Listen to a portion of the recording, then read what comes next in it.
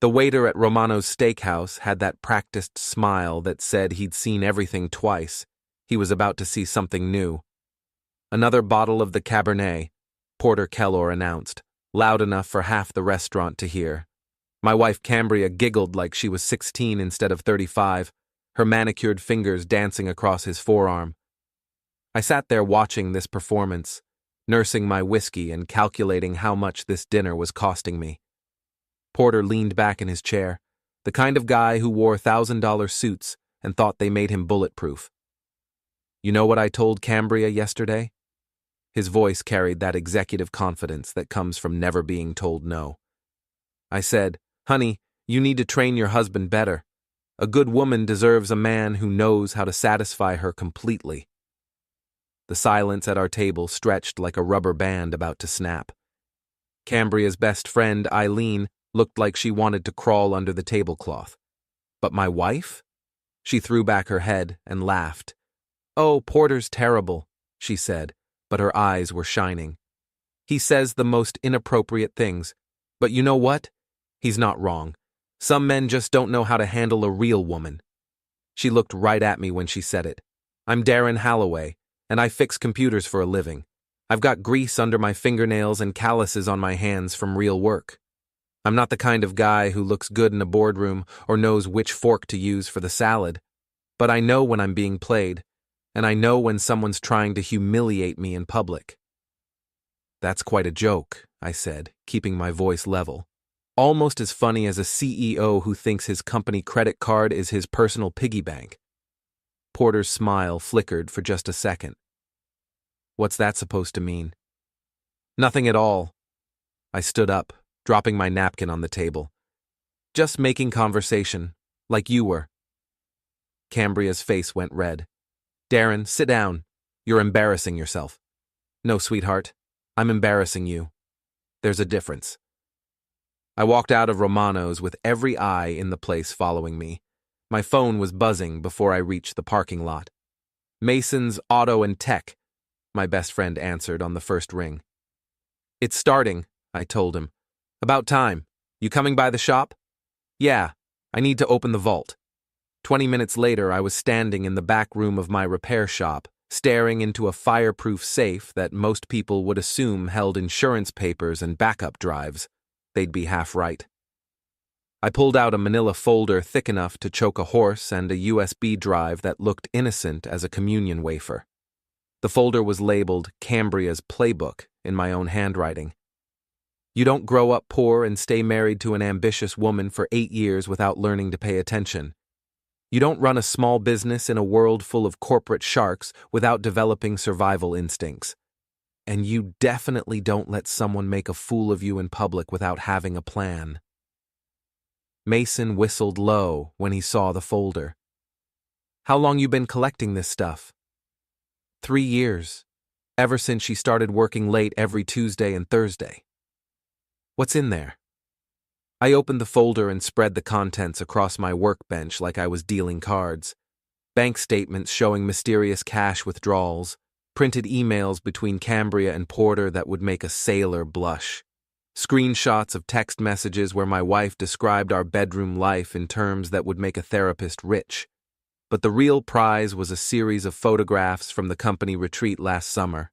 Porter and Cambria thought they were being discreet at that lakeside resort. They thought wrong. "Holy cow," Mason breathed. "She really did all this?" "And more. See this?" I pointed to a bank statement. "She's been skimming money from our joint account for 6 months. Small amounts, but it adds up. And here..." I pulled out a printed email. "She's been telling Porter about every fight we've had, every private conversation, every embarrassing moment." Mason shook his head. "Why didn't you confront her earlier?" "Because I wanted to be sure. And because I wanted to have enough ammunition to finish this properly." I looked at the evidence spread across the table. "You can't just wound someone like Cambria. You have to make sure they can't get back up." My phone buzzed with a text from my wife. "Where are you? We need to talk." I showed Mason the message. He grinned. "What are you going to tell her?" Nothing tonight. Let her wonder. Let her worry. Tomorrow, we start playing the game. I locked everything back in the safe, except for one item, a recording device smaller than a matchbook. I'd been carrying it for months, waiting for the right moment. Tonight at Romano's, I'd gotten everything I needed. Porter's voice, clear as a church bell. A good woman deserves a man who knows how to satisfy her completely. Cambria's laughter, bright and cruel. Some men just don't know how to handle a real woman. I plugged the device into my computer and made 12 copies of the audio file. Then I created email accounts they'd never trace back to me and started drafting messages to every person who worked at Cambria's marketing firm. The subject line read, "Thought you'd enjoy this conversation from Romano's tonight." But I didn't send them. Not yet. This was chess, not checkers, and you don't open with your queen. My phone rang. Cambria again. "Hello, darling," I answered. "Don't you darling me. What was that stunt you pulled at dinner?" "What stunt? I thought we were all just having fun, making jokes about personal relationships in public. Isn't that what married couples do?" "You know what I mean. That comment about Porter and the company credit card." "Oh, that. Just seemed like the kind of inappropriate comment that fits the conversation. You know, like jokes about bedroom performance." She was quiet for a long moment. "Darren, we need to talk." "We are talking." "In person. Come home. I'm working. Some of us have real jobs that require actual effort." "Don't be childish." "Childish? Like giggling at your boss's jokes about how inadequate your husband is?" Another long pause. "It was just dinner conversation. You're being too sensitive." "Maybe. Or maybe I'm finally paying attention." I hung up and turned back to Mason. "Phase 1 starts tomorrow morning. You ready for this?" "Brother, I've been ready since the day I met her. What do you need me to do?" "Help me destroy 2 careers without breaking a single law." Mason cracked his knuckles. "Now you're talking my language." Before we dive deeper into this story, I have one small request. Please subscribe, drop a like, comment, and hit that hype button to boost this channel so more people can discover these incredible Reddit stories. Cambria was already gone when I got home, but she'd left evidence of her displeasure scattered around the house like landmines. My coffee maker was unplugged. My favorite mug was in the sink, unwashed, with what looked like lipstick around the rim. The morning paper was still on the front porch, which meant she'd deliberately ignored it to inconvenience me. These were the petty little power plays she used when she was angry, but didn't want to have a direct confrontation. The kind of passive-aggressive nonsense that had been eating away at our marriage like rust on a car bumper. I made coffee in a different mug and called in sick to work. Not exactly a lie. I was sick of being treated like a fool. My phone buzzed with a text from Eileen. "Are you okay? Last night was awkward." Eileen Patterson had been Cambria's best friend since college, one of those women who lived for drama and gossip, but pretended to be above it all. She was also the weak link in Cambria's armor, because Eileen couldn't keep a secret if her life depended on it. I texted back, "I'm fine, just tired of being the entertainment." Her response came immediately, "Can we talk? I know things you should know." Interesting. Very interesting. We met at a coffee shop across town, the kind of place nobody from Cambria's social circle would ever step into. Eileen looked nervous, fidgeting with her wedding ring and glancing around, like she expected my wife to appear out of nowhere. "I shouldn't be doing this," she started. "Then don't. But if you've got something to say, now's the time." She took a deep breath. "It's been going on for 8 months. Not 3, like you probably think. 8 months.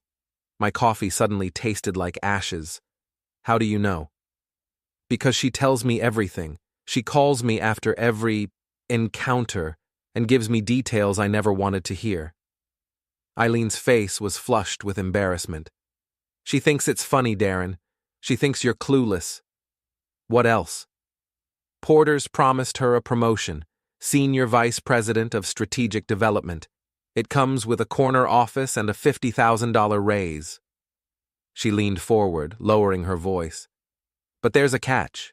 She has to be available for travel. Lots of travel. Overnight trips to meet with clients. Let me guess. Porter travels with her. Every trip.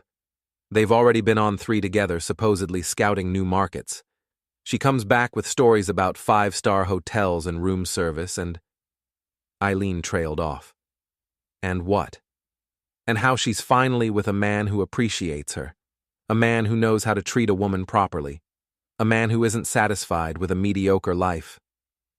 The words hit like physical blows, but I kept my expression neutral. Anything else I should know? She's been taking pictures.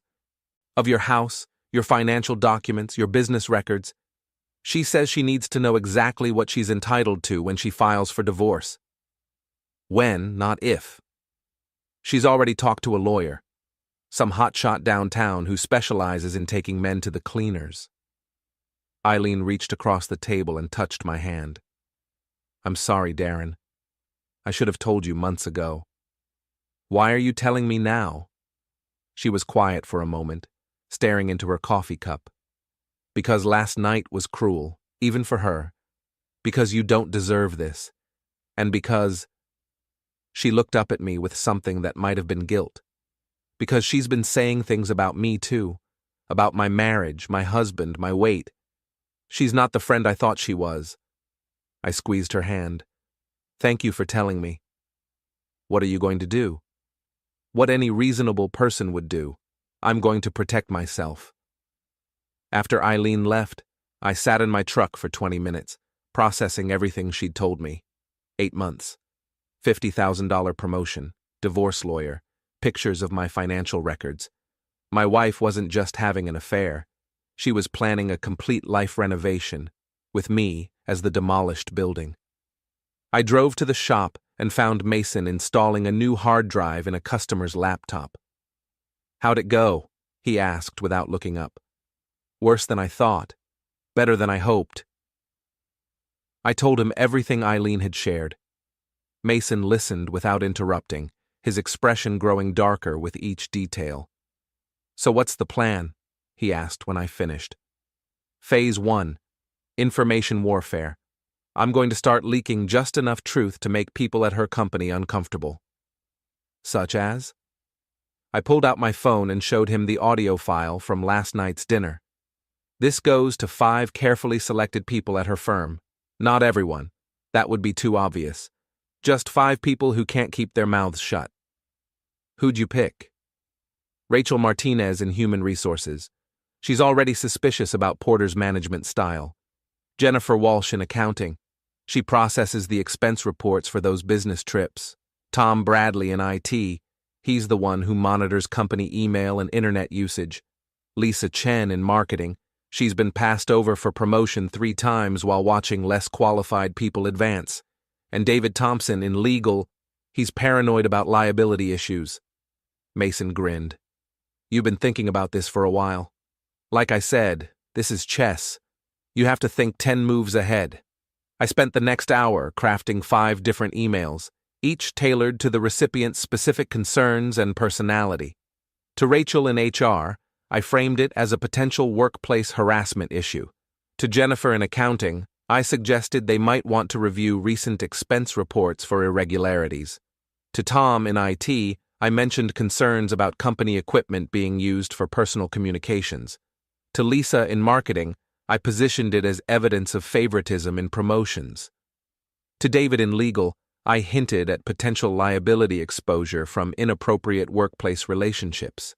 Each email included the audio file from Romano's, but presented it differently depending on the recipient. By the time I was done, I'd created 5 separate narratives that would all lead to the same conclusion. Porter and Cambria were conducting an inappropriate relationship that was affecting the workplace. You're diabolical, Mason said, reading over my shoulder. I'm thorough. There's a difference. I scheduled the emails to send at different times throughout the day, starting at 10 in the morning and ending at 4 in the afternoon. By tomorrow, the entire company would be buzzing with gossip. My phone rang. Cambria. Where are you? She demanded. Your shop says you called in sick, but your truck isn't at home. Running errands. Doctor's appointment. What kind of doctor's appointment? The kind that's none of your business. Don't be ridiculous, Darren. We're married. Your health affects me too. Does it? Because lately it seems like the only thing that affects you is your career advancement. What's that supposed to mean? Nothing. Just making conversation, like at dinner last night. She was quiet for a moment. We need to talk when you get home. Looking forward to it. I hung up and turned to Mason. Phase 2 starts tonight. I'm going to give her a chance to come clean. You think she will? Not a chance. But I want to hear her lie to my face. I want to record every word. And then? Then we move to Phase 3, and that's when things get really interesting. I got home at 6:30 to find Cambria in the kitchen, wearing the black dress she knew I liked and cooking my favorite meal. The whole scene was so perfectly orchestrated that I almost applauded. "You're late," she said, not turning around from the stove. "Traffic." I loosened my tie and sat at the kitchen table, studying her performance. "Smells good. Beef stroganoff, the way your mother used to make it." She'd never cooked my mother's recipe before, never even asked for it. But tonight, when she needed something from me, suddenly she was channeling the woman who raised me. "What's the occasion?" She turned around, and I saw she'd been crying. Not much, just enough to make her eyes look vulnerable and her cheeks slightly flushed. Another calculated move. "I owe you an apology," she said, sitting across from me. "Last night was inappropriate. Porter was drinking too much, and I should have shut down that conversation immediately. Should have, but didn't. I was embarrassed. When someone makes a joke like that in public, sometimes you just laugh because you don't know what else to do." I nodded like I was considering this explanation. "So you weren't actually agreeing with him?" "Of course not. Darren, you're my husband. I would never intentionally humiliate you." The recording device in my shirt pocket was capturing every word. "What about unintentionally?" "That's not what I meant." "What did you mean?" She reached across the table and took my hand. Her skin was soft and warm, and for just a moment I remembered why I'd fallen in love with her 12 years ago. "I meant that I love you. I meant that Porter was out of line, and I should have defended you instead of laughing. I meant that I'm sorry." "Are you?" "Yes." "Sorry enough to be honest with me about other things?" Her hand tightened on mine. "What other things?" "Your relationship with Porter." "My relationship with Porter is professional." "Is it?" "Of course it is. He's my boss." "And that's all?" "What are you implying, Darren?" I pulled my hand away and leaned back in my chair. "I'm not implying anything. I'm asking a direct question. Is your relationship with Porter Keller purely professional?" "Yes." "You've never been alone with him outside of work?" "We've had business dinners, client meetings. That's part of my job." "What about the Marriott downtown, room 412, last Tuesday night?" The color drained from her face so fast I thought she might faint. "How did you—" She caught herself, but it was too late. "How did I what?" "Nothing. I don't know what you're talking about. Room service for 2, champagne and strawberries, charged to the company credit card under the heading Client Entertainment." She stared at me like I'd grown a second head. "Have you been following me? Have you been lying to me? This is insane. You're being paranoid and jealous and what? Accurate?" She stood up abruptly, her chair scraping against the floor. "I don't have to listen to this." "Yes, you do. Because we're married, remember? Because my health affects you too, remember? Because we're supposed to be honest with each other." "I am being honest." "No, Cambria. You're being careful. There's a difference." I pulled out my phone and played the audio from Romano's. Her voice filled the kitchen, bright and cruel. "Some men just don't know how to handle a real woman." She went very still. "You recorded us?" I recorded a public conversation in a public restaurant. Perfectly legal. You're sick. I'm thorough, just like when I had lunch with Eileen this morning. If she'd been pale before, now she looked like she'd seen a ghost. What did she tell you? Everything. 8 months, not 3. The promotion that comes with travel requirements, the divorce lawyer, the pictures you've been taking of my financial records. Cambria sank back into her chair. For the first time since I'd known her, she looked genuinely defeated. It's not what you think, she said quietly. Then explain it to me. Porter and we connect, intellectually, professionally. He understands my ambitions in a way that you never have. Is that what you call it?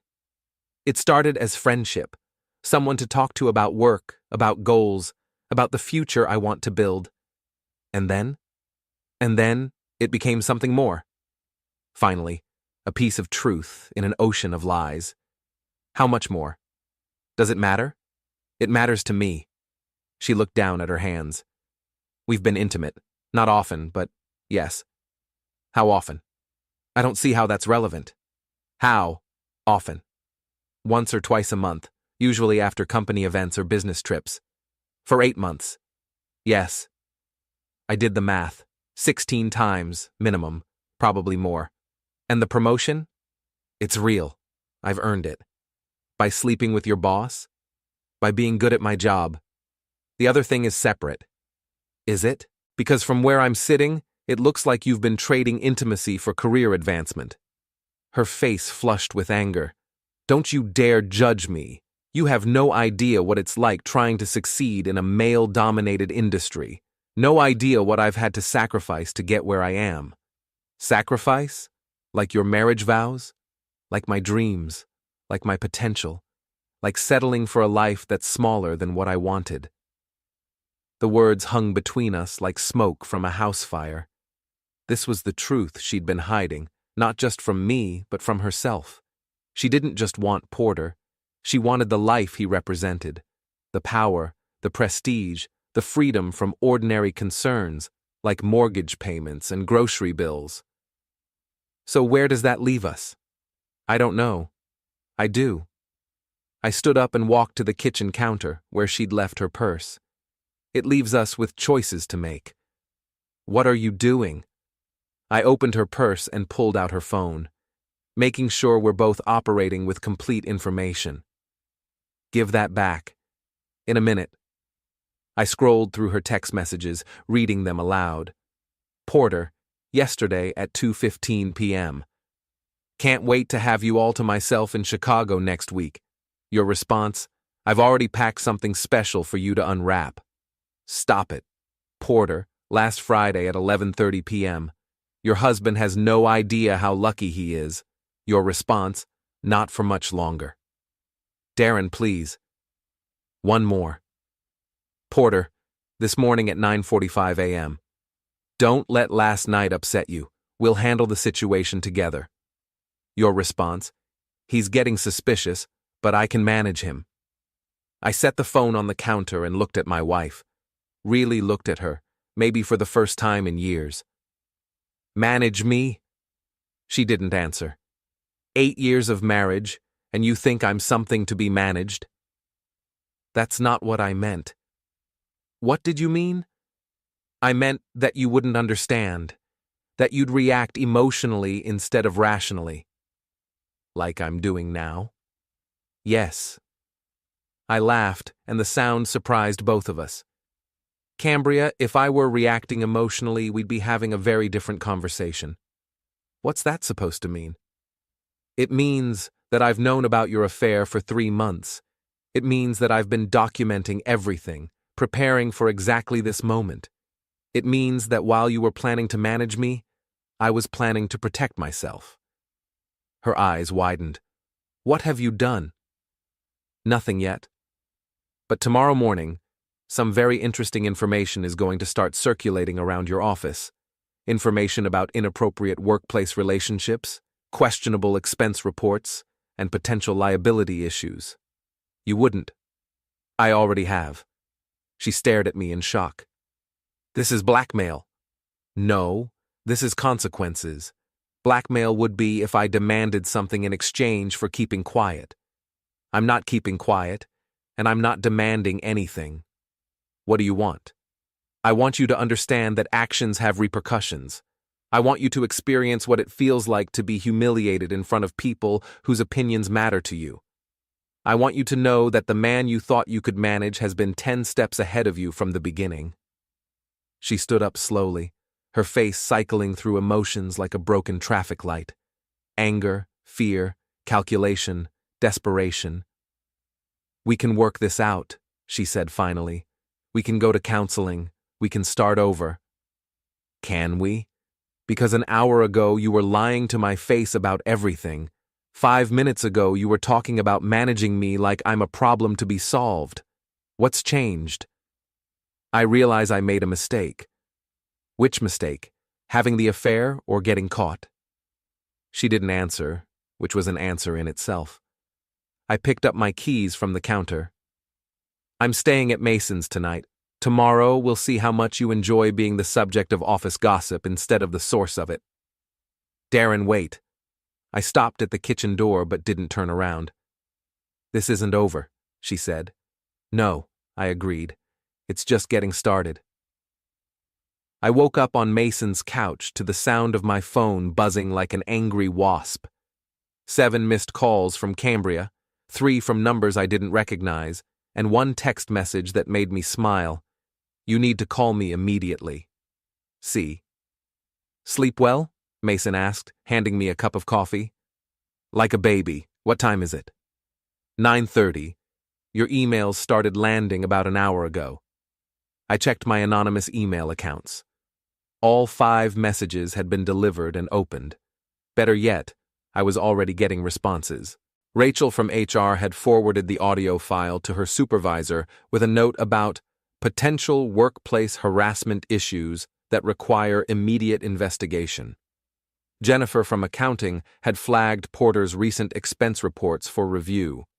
Tom from IT had started monitoring company email traffic for inappropriate communications. Lisa from marketing had shared the audio with 3 other passed-over employees, along with her own commentary about the real reason some people get promoted. And David from legal had scheduled an emergency meeting with the company's outside counsel. It's working, I told Mason. What's next? Phase 3, time to turn up the heat. I drove to the office building where Cambria worked, a gleaming tower of glass and steel that always made me feel like I needed a permission slip just to enter the lobby. But today was different. Today I had purpose. I took the elevator to the 15th floor, where Porter's corner office overlooked the city like a throne room. His assistant, a nervous young man named Kevin, tried to stop me. Mr. Keller is in a meeting, he stammered. No problem, I'll wait. Sir, you can't just... Kevin, right? I'm Darren Holloway, Cambria's husband. I think Porter will want to see me. The color drained from Kevin's face. Apparently, he'd heard the audio file too. Let me check with him. Kevin disappeared into Porter's office. I could hear muffled voices, one of them rising in pitch. A moment later, Kevin emerged looking like he'd rather be anywhere else. Mr. Keller will see you now. Porter's office was exactly what I'd expected. Oversized desk, expensive art, windows that made the rest of the world look small and manageable. Porter himself looked less impressive than usual. His tie was loose, his hair disheveled, and there were stress lines around his eyes that hadn't been there at Romano's. Darren, he said, not getting up from his desk. This is unexpected. Is it? Because from what I hear, you've been expecting this conversation for months. I'm not sure what you mean. Sure you do. You mean the conversation where the husband finds out about the affair and comes to confront the other man? You mean the conversation where everything gets awkward and uncomfortable and people have to make difficult choices? Porter leaned back in his chair, trying to project confidence. I think there's been some misunderstanding. Has there? Because my understanding is that you've been sleeping with my wife for 8 months, while promising her career advancement in exchange for her availability. Is that understanding incorrect? Your wife is a valuable employee. Any promotion she receives will be based on merit. Merit. Interesting word choice. I pulled out my phone and scrolled through Cambria's text messages. Let me read you something. This is from last Tuesday. The things I do for this promotion better be worth it. Does that sound like merit to you? Porter's composure cracked slightly. I don't know what game you're playing, but I'm not playing a game. Games have rules. This is more like natural consequences. I put my phone away and leaned forward. Tell me, Porter, how do you think your board of directors will react when they find out you've been using company resources to conduct an extramarital affair? How do you think they'll feel about those hotel rooms charged to the corporate account?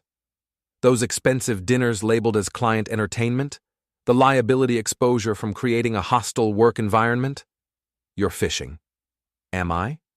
Because I've got bank records, expense reports, email communications, and audio recordings.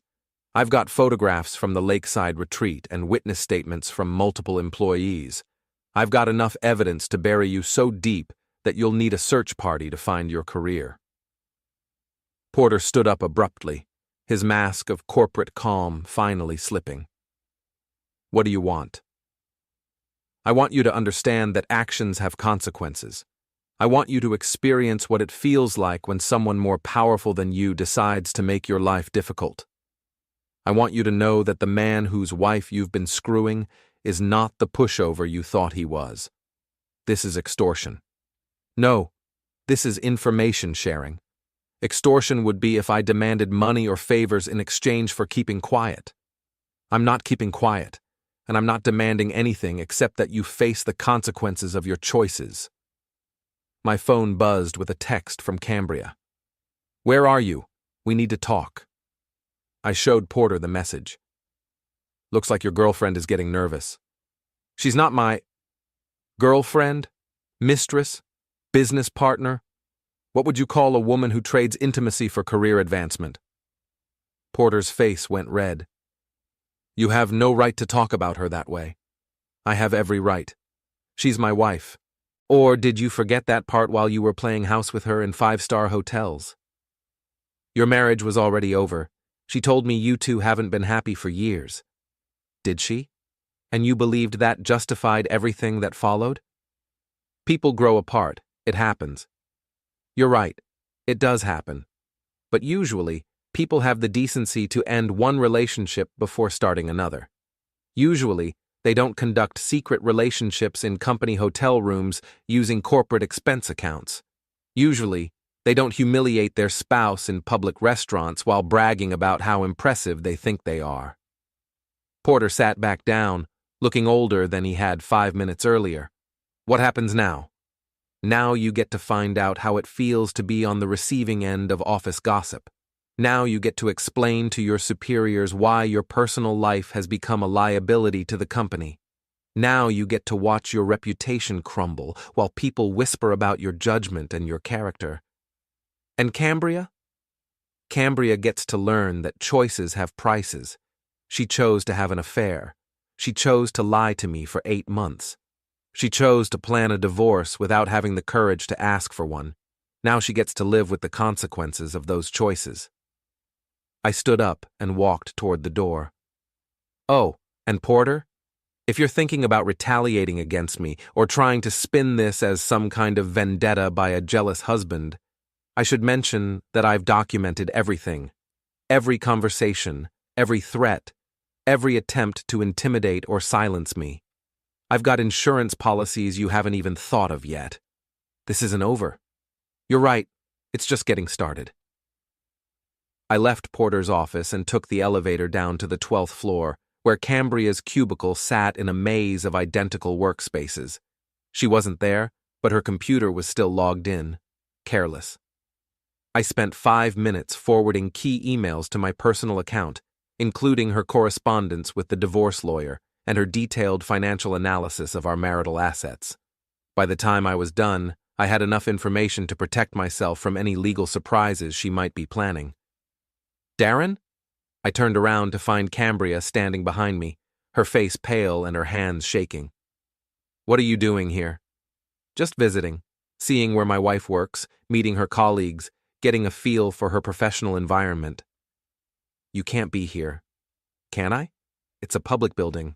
I'm not trespassing." "You're harassing people." "Am I? Because from what I can tell, I'm just having conversations, sharing information, building relationships." She looked around nervously. "People are staring." "Are they? I hadn't noticed." But she was right. Half the floor was watching us with the kind of fascination usually reserved for traffic accidents. I could see people whispering, pointing, pulling out their phones to record what might happen next. "Please," Cambria said quietly, "can we talk somewhere private?" Privacy? That's an interesting concept coming from someone who's been sharing intimate details of our marriage with her lover. Don't do this here. Do what? Have an honest conversation? Express my feelings? Isn't that what you've been telling Porter I never do? Her face crumpled. I never meant for it to happen this way. How did you imagine it unfolding? You'd file for divorce, take half my assets, and disappear into the sunset with your promotion and your new boyfriend? You'd rewrite our history to make me the villain and yourself the victim? You'd tell people I was distant, unambitious, and not enough for you? Stop. Why? Because it's embarrassing? Because people are listening? Because your carefully constructed image is falling apart? Because it's cruel. I stared at her for a long moment. Cruel? Like making jokes about my bedroom performance in front of a restaurant full of people? Like lying to my face for 8 months? Like planning to divorce me without having the courage to ask for one? She didn't answer. Here's what's going to happen, Cambria. You're going to go back to work and pretend everything is normal while your world falls apart around you. You're going to smile and nod while your colleagues whisper about your affair and question your judgment. You're going to sit in meetings with Porter and wonder if everyone knows what you've been doing together. You're going to experience what it feels like to be the subject of gossip instead of the source of it. And then we'll see how much you enjoy the life you've chosen. I walked away, leaving her standing in the middle of her workplace like an island in a sea of staring faces. My phone was buzzing with calls and messages, but I ignored them all. Phase 3 was complete. Time for the final act. The call came at 6 in the morning, 3 days after my visit to Cambria's office. Porter's voice was tight with barely controlled panic. "We need to meet." "Do we?" "The board is asking questions. HR is conducting an investigation. Legal is reviewing all my expense reports from the past year." "Sounds stressful." "This has gone far enough, Darren. We need to find a way to resolve this situation." "What kind of resolution did you have in mind?" "A civilized discussion between reasonable adults." I almost laughed. Reasonable adults don't conduct 8-month affairs using company resources. Reasonable adults don't humiliate people in public restaurants. Reasonable adults don't plan divorces behind their spouse's back. "Meet me at Romano's, 1 hour. Interesting choice of venue." 1 hour, Darren. Come alone." He hung up before I could respond. I called Mason. "You sure about this?" he asked when I explained the situation. "I'm sure it's time to finish what they started." "Want backup?" "No. This is something I need to handle myself." I arrived at Romano's 15 minutes early and chose a table in the center of the dining room, the same spot where this whole mess had begun. Porter showed up exactly on time, looking like he hadn't slept in days. "You look terrible," I told him as he sat down. 3 days of board meetings and HR interviews will do that to a person." "I imagine so." The waiter approached, the same one who'd served us that first night. He recognized us both and looked like he'd rather be anywhere else. "Just coffee," Porter said. "Black." "Same," I agreed. When the waiter left, Porter leaned forward. "I'll resign." "Will you?" "Effective immediately. I'll take early retirement, forfeit my severance package, and disappear from Cambria's life permanently." In exchange for? Your silence. No more emails, no more evidence sharing, no more surprise visits to the office. I sipped my coffee and studied his face. What makes you think I want your resignation? Because it's what any rational person would want. Revenge, justice, the satisfaction of destroying the man who broke up his marriage. Is that what you did? Broke up my marriage? The situation is complicated. Is it? Because from where I'm sitting, it seems pretty simple. You wanted something that belonged to someone else, so you took it. You used your position of power to manipulate a vulnerable employee into an inappropriate relationship. You violated company policy, misused corporate resources, and created a hostile work environment. The only complicated part is figuring out which of those offenses will destroy your career first. Porter's hands were shaking as he reached for his coffee cup. What do you want from me? I want you to understand that actions have consequences. I want you to experience what it feels like to lose everything because of poor choices. I want you to know that the man you underestimated has been controlling this entire situation from the beginning. And Cambria? What about her? What happens to her? I pulled out my phone and showed him a screenshot of an email I'd received that morning. She's been placed on administrative leave pending the outcome of the investigation. Her promotion has been rescinded. Her access to company systems has been revoked. Porter's face went white. She doesn't deserve this. Doesn't she? She made the same choices you did. She participated in the same deception. Why should she escape the consequences? Because she's not the one in power. I'm her supervisor. The responsibility is mine. How noble. The powerful man protecting the helpless woman from the consequences of her own actions. It's not like that, isn't it? Because that's exactly how you've been treating her from the beginning. Like she's not capable of making her own decisions, bearing her own responsibility, facing her own consequences. Porter stared into his coffee cup. I love her. Do you? Or do you love the idea of her? The excitement of the forbidden relationship? The ego boost of stealing another man's wife? I love her. Then why are you here negotiating with me instead of standing by her side while she faces the investigation? He didn't have an answer for that. Here's what's really going to happen, Porter. You're going to resign, just like you offered. But not because I'm demanding it, and not because you think it will make this go away. You're going to resign because the board is going to fire you anyway, and resignation looks better on your record. How do you know that? Because I know that 3 board members received anonymous packages yesterday, containing detailed documentation of your affair, your misuse of company resources, and your violation of corporate policies. I know that the company's insurance carrier is reviewing potential liability exposure from your creation of a hostile work environment. I know that the SEC is asking questions about your expense reporting practices. Porter's cup clattered against the saucer. The SEC? Turns out that misrepresenting personal expenses as business costs on corporate financial statements is considered securities fraud. Who knew?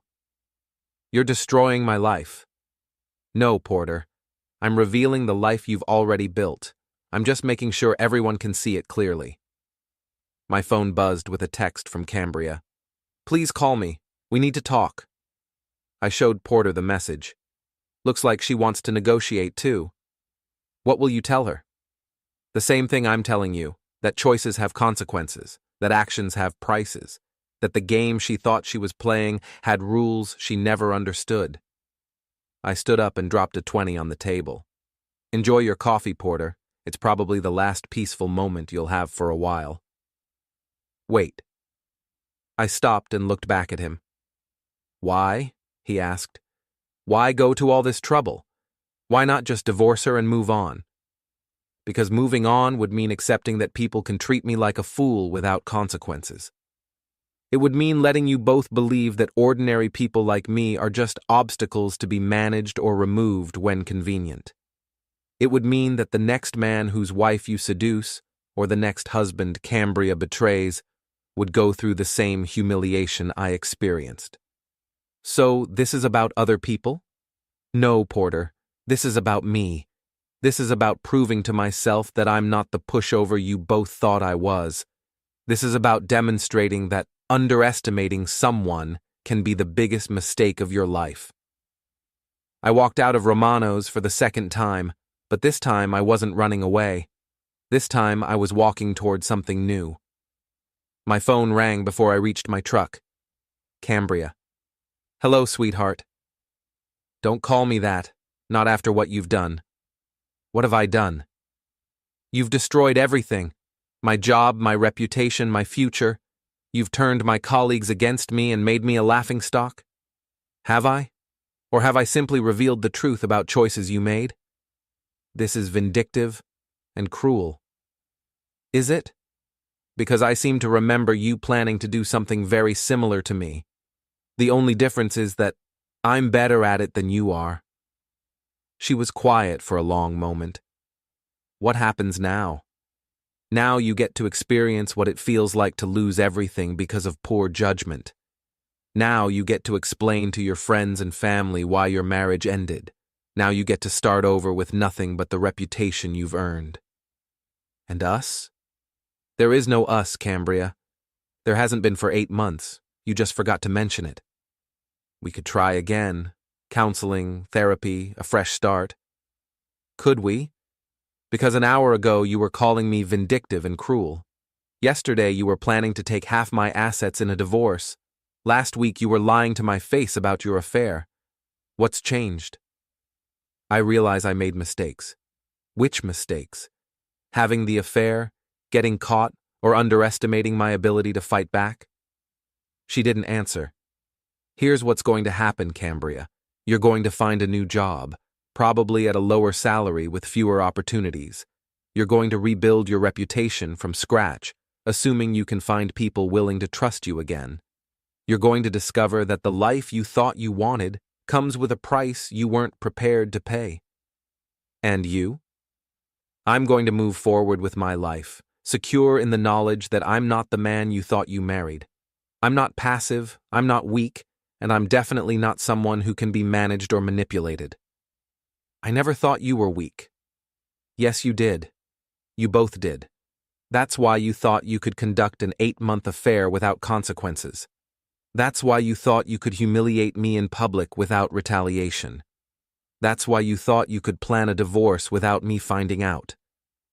What if I fight back? With what? Your job is gone, your reputation is destroyed, your lover is about to be fired, and your divorce lawyer is going to have a much harder time getting you a favorable settlement now that your affair is public knowledge. I still have friends.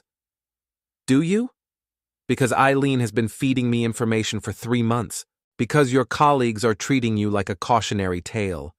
Because the people you thought were allies are distancing themselves from the scandal. The silence stretched between us like a chasm. I hate you, she said finally. No, you don't. You hate that I turned out to be smarter than you expected. You hate that your plan failed. You hate that the man you thought you could discard turned out to be the one holding all the cards. This isn't over. Yes, it is. You just haven't accepted it yet. I hung up and stood in the parking lot of Romano's, looking back at the restaurant where this whole story had begun. Through the window, I could see Porter still sitting at our table, staring into his coffee like it held the answers to questions he was afraid to ask. My phone buzzed with a text from Mason. How did it go? I typed back, It's finished. And it was. Not with explosions or dramatic confrontations, but with the quiet satisfaction of knowing that I'd proven something important to myself. I wasn't the man they thought I was. I wasn't someone who could be managed, manipulated, or discarded without consequences. I was Darren Halloway, and I'd just won a war that my opponents never realized they'd started. The sun was setting behind the Dallas skyline, painting the sky in shades of orange and red. Tomorrow would bring new challenges, new opportunities, new possibilities. But tonight, for the first time in 8 months, I felt like myself again. I got in my truck and drove toward whatever came next, leaving the wreckage of their ambitions behind me, like smoke in the rearview mirror.